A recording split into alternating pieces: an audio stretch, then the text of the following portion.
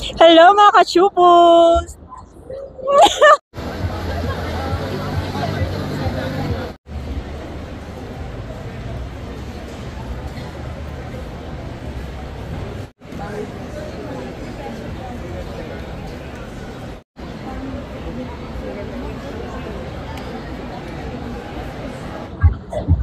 Hello mga ka-Shupos, at ngayon ay day 3 ng IFEX at kasama natin si Sir Jello.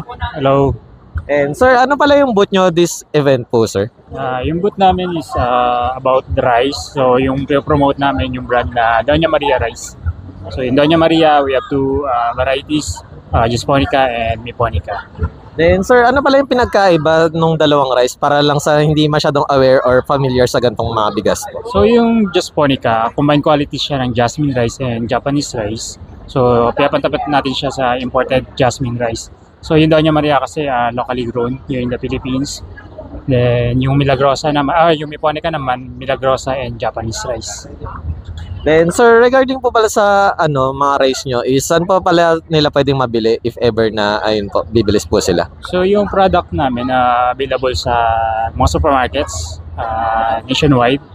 Meron sa Pure Gold, SM, Robinsons, any supermarkets.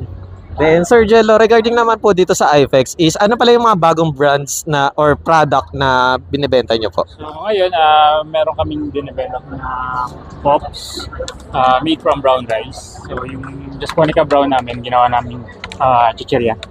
So healthy siya, gluten-free, dietary fiber, and may minerals.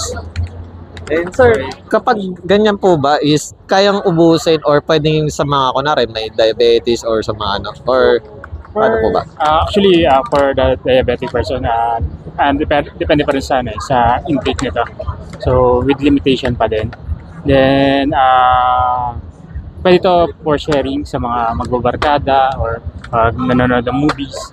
And, pastime. So, brown rice pops. So, parang kumakain ka rin ng brown rice pero nasa isang pack.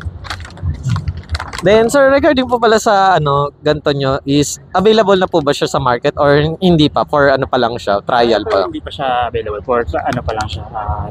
Pinapatry pa lang sa mga tao here sa IFEX. Then sir, regarding naman po pala sa mga upcoming events, is ano po lang yung mga upcoming if ever na sir? Na na-join nyo before po? Before, sumasali din kami sa mga different exhibits, mga food expos, regional, then international also.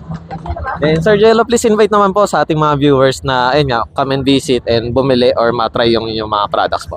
Ayan, bisitahin nyo kami sa IFEX International Food Expo dito sa World Trade Center hanggang today na lang, May 24. So yan. Thank you, Sir Jello. Thank you. Hello mga ka-Chupos, at ngayon ay day 3 ng IFEX at kasama natin si Bini O.